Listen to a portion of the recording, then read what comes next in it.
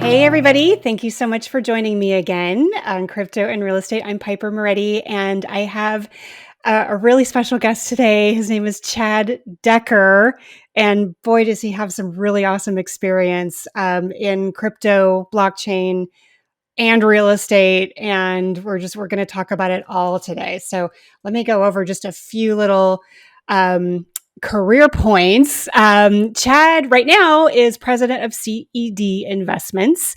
He is also the CEO and co-founder of Blockchain Training Alliance, which we will get into in just a little bit. And you are also a former pitcher for the San Diego Padres. Welcome. Awesome. Thank you for having me. And I appreciate the intro there. It sounds like a lot more than it is. I feel like my career is kind of taking some crazy paths now that you say it that way. And I'm excited to be here. Well, yeah. And, mine has too. And honestly, if anybody knows me, they know I come from an entertainment background. And if you would have asked me where I would be, in 8-10 years, a few years ago, there's no way I would have said real estate, let alone blockchain and crypto. I mean, it's just still kind of weird for me. So yeah, I get it. Absolutely. And I tell a lot of people that ask me about getting into business, and they have an idea. I say, oftentimes you have an idea, but it never turns out the way you plan. And so put your head down, get to work, and kind of enjoy the ride and see where it takes you. Oh my God. I know. And that's the fun part, not really knowing, because then you're pleasantly surprised, right? Absolutely. Oh my gosh. Okay. Well, I have so many questions for you, but first let's just start from the beginning, sort of. How did you go from playing for the San Diego Padres, left-hand pitcher, by the way, into real estate and then completing over 1,500 transactions since 2008? I mean, I got to know about that. Yeah, I think we were talking a little before we started, but kind of wrong place, wrong time, and then right place at the right time is kind of what happened. So I was fortunate enough to get drafted in 2005 with the San Diego Padres. And while I was playing, I realized that, hey, this might not last forever. And I had a really good agent at the time, and he had a buddy that was doing commercial real estate, and he offered for me to meet him and said, hey, if you want to think about a different future at any point, this is a great guy to know. So one off season, I met with the commercial real estate broker. I ended up getting my license that off season, not thinking much of it, and went back to playing ball, only to find out essentially that next fall that I would get hurt, and then my baseball career would end. And to that point, there was probably nothing else really in life that I was good at. Baseball was everything I knew for 24/7 my whole life. And so kind of lost and didn't know which way to turn in 2000 and about 7-ish. I thought it'd be a really good time to get into real estate, which was a terrible idea.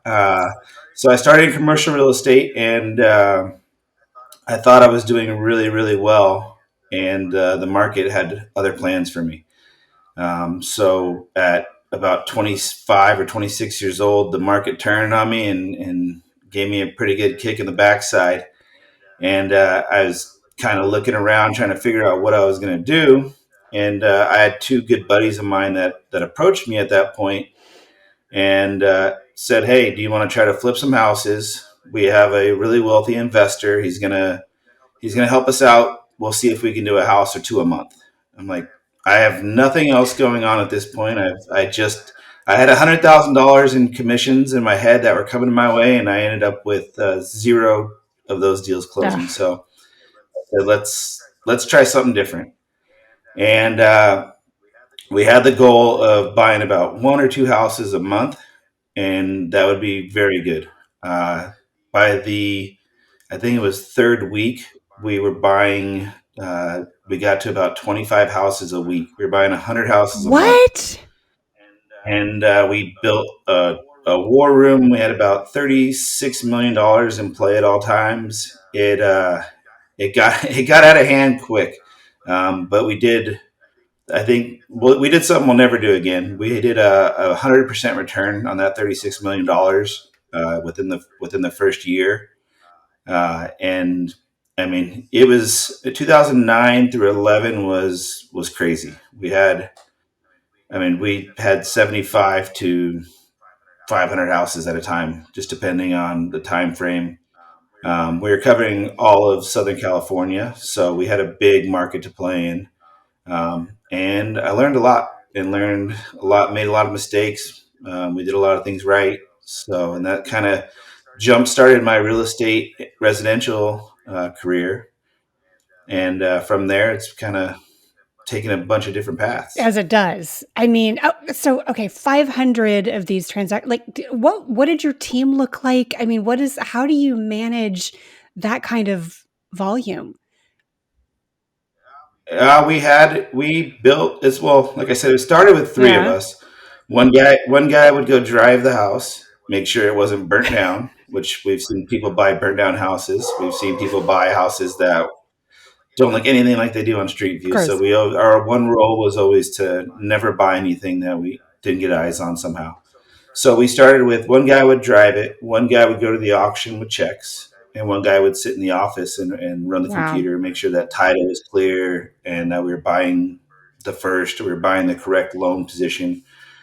And from there, we realized, okay, we can't scale up quick enough. We need to get people driving these houses for us. So we bought we bought three $2,000 Saturn cars, and we hired a bunch of like 16 to 20-year-old kids, and we had them from 5 in the morning till about noon driving hundreds of houses. Wow.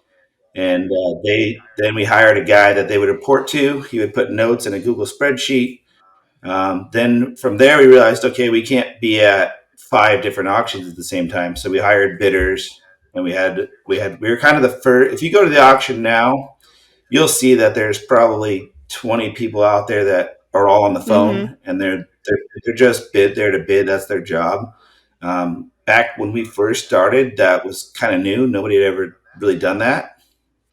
So we were the first ones to. So we hired about five bidders. We had five kids out driving houses.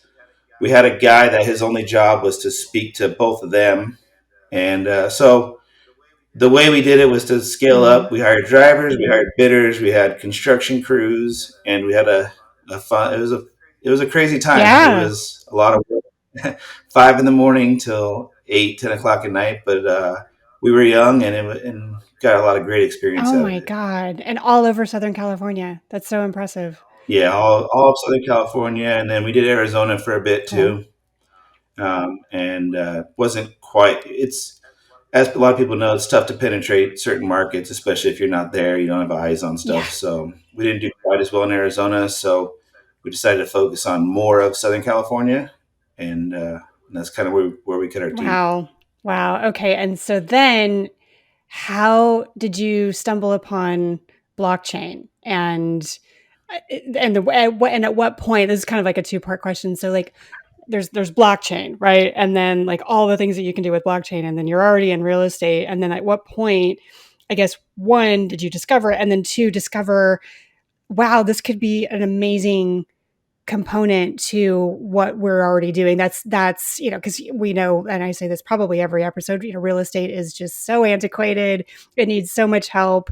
And yeah, so when did that light go off for you? Like I had mentioned in the Mhm. beginning, you a lot of times when you get into business, you have like this vision, and you write a business plan, and you think it's going to go from A to Z and exactly from A to Z. And a lot of times you end up off the alphabet even, and completely out of order. Um, in about 2016, I had met the other co-founder, Melissa Richardson, and her brother James, and at that point, to be perfectly honest, I was pretty burnt out on real estate. I was still flipping houses. I was still doing that kind of on my own. I had some partnerships go a little sideways on me, so I decided it was a good time for like a little break. I've still always flipped houses. I have three right now going, but I took a little break, and Melissa had stumbled into a training opportunity to do technology training, but it was just to offer other people's training, and it was to offer like ITIL and different types of technology training. And for a few months, we said, we've got to find our own thing. We've got to offer our own opportunity. And our idea, like I said, when we started with the idea that it's a technology training company, and it completely morphed into something totally different because we became so passionate about blockchain, like so many people Yeah. do.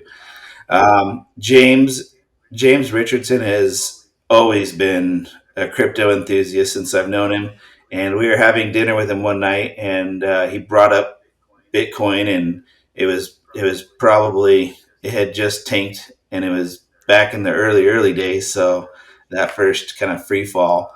Um, and he was really pushing it hard, and he's like, "You guys got to look into this. You got to look into this." And so after that dinner, I went home and did a bunch of research on it, and then kind of went down the rabbit hole. I'm sure, as a lot of you listeners know, you kind of unlock some things, and you're like, "Oh my gosh, there is a huge Yeah. potential here." I think right now blockchain's in a great space because I think the best thing that could have happened to it too was the AI and chat GPT. I think blockchain's kind of got put on the back burner a little bit, which I think is a good thing.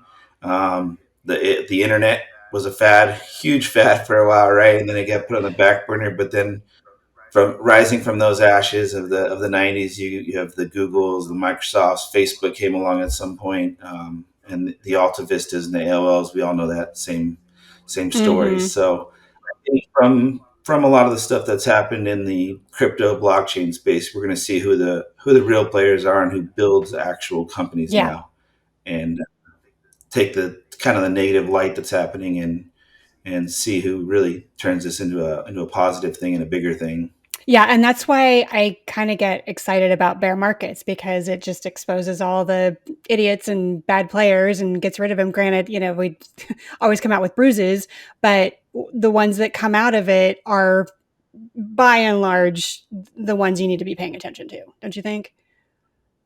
Absolutely. Same. I mean, I think that can go for any market. Yeah. Real estate market, even right now, is the real estate market's getting hammered pretty hard. Hmm. And I just had this conversation last night with somebody else. If the ones who put their head down and go to work right now are going to come out the other side of this thing, and that's similar to 2009 to 11 for me, and then that run up to 15 was just Yeah. incredible. It was so fun.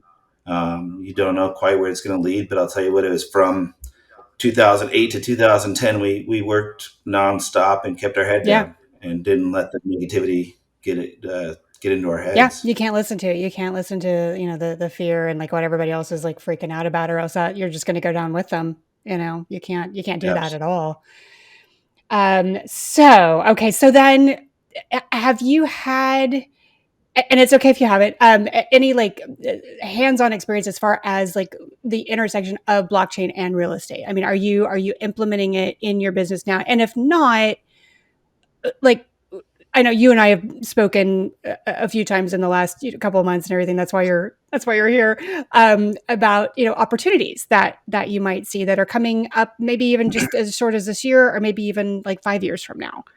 So we started Blockchain Training Alliance. We weren't quite sure what it was going to turn Hmm. into, and we really fell in love with blockchain and education. And so I've been teaching, and I've been a loud voice, screaming at the top of the hill as much as I can how important this technology is. But for a long time, was never able to actually implement it into my business or anything I was doing. And now that I since have sold Blockchain Training Alliance in 2021, and have now had the chance to look around and say, okay, now how can I actually put this into practice?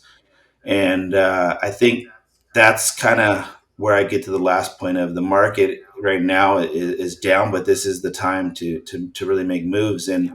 I've looked around the real estate space, and it's the only space that I've been around or seen that really has not seen any kind of disruption. You look at the Ubers of the world, all the different large technology companies, the Airbnbs of the world that have disrupted spaces, and we have this. we have this space right now in real estate that's just archaic, to be Mhm. honest. We have a lot of dinosaurs. We've done things the same old way. And Zillow's tried to change that. A couple other different companies have tried to change that, but really nobody's had luck doing that. And for me, I feel like the key piece to this is blockchain. The person that figures this out is going to be the one that disrupts this. Blockchain has the potential in about probably 12 different Yeah, ways to disrupt real estate, from title to smart contracts. I mean, just the efficiency, the inefficiency in real estate is incredible, to be honest. Smart contracts can fix a lot of that. Um, the reason that we had so we when we were buying all those foreclosures, we had three of us in the office. We had three or four different title people that all they did all day long was research properties, because title is such a disaster. It's an antiquated. It's so old and outdated, and it's done through the government and the county. They actually record real paperwork and then store it. And now it's moved digitally, so it's a little better, but still, it's just a terribly old system that whoever figures out how to change that and disrupt that is going to be the future. And whoever uses blockchain to do that, I believe, will be the one that disrupts the future. I agree. We got to get on that big time. Yeah, um, yeah, yeah, yeah. Well, I had a mutual friend of ours on the beginning of last year, Wes Williams. He's brilliant mind. You know, he's kind of a unicorn. In the same vein as, like, you know, he's got that intersection of, he's a real estate attorney, but he also is really really heavy into blockchain and crypto, knows the ins and outs of, you know, the legalities and all that, you know, and you know, mainly talking about title. I think that that might be the lowest hanging fruit, just because it's just record keeping. You know, it's just a better way of record keeping, and hopefully, I don't know. I mean, the stuff. I think back to my past transactions. I mean, the stuff on there can just be so old, you know, and you spend so much time just trying to update it, and then you've got to go through the paperwork, and then you've got to talk to attorneys sometimes, and you know, it's just, I feel like, I mean, that component may or may not go away, but at least it'll be a little faster and a little bit more yeah, efficient, I hope, you know, and absolutely. for sure. Now, as far as, because I mean, you've got so much great experience, and I was talking about this with some developers. Gosh, well, pre pandemic, but having, you could have an entire build on the blockchain. You know, if you're flipping a place, or if you're building from the ground up, you can have all of that information uh, in real time, almost, you know, on the blockchain, and nothing could get lost, you know, except for, you know, the unknowns maybe. I mean, I that part excites me too. I mean, yeah. Absolutely, the potential's there.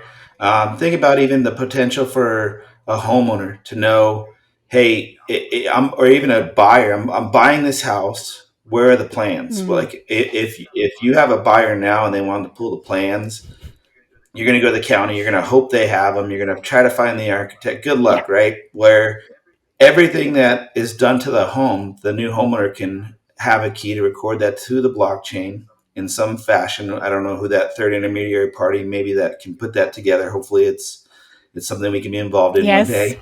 But I mean, just from if you have a solar panels, what did you put on the house? I mean, like, any upgrades you've made to the house can be added to the record of the home. And as a homeowner now, you have the key to unlock that to show any potential buyer, or any buyer, like, here's what you're getting, here is what you own. Hmm. And now we have a record of that ownership too, a clean record of that ownership. It is blockchain. It's perfect title, and title insurance itself right now in the real estate sector is not perfect. It is far, Hmm. far. And I think that, and this is my best use case that I've thought of for NFTing it. So, you know, NFTs they're kind of making a slow climb back, I think. But this time a year ago, they were on fire and everybody was talking about it. Oh, we've got to NFT a house. I was even on board. And then once I got into it, I'm like, I don't know if purchasing a house through an NFT is the way to go. But having that NFT go along with the purchase of a house with all of that information in there, having it as, as a digital stamp, a digital way of, like a digital deed almost, and then having all that information just run with the house, and then even um, and just make it to where it's just commonplace to have something like that, and then maybe even there's royalties involved, like the construction, the contractor can get some kind of a royalty, the procuring agent can get a small royalty every time it changes hands. You just make it to where there's just no question that record is going to follow no matter where, because yeah, I mean, it just makes That's a sense.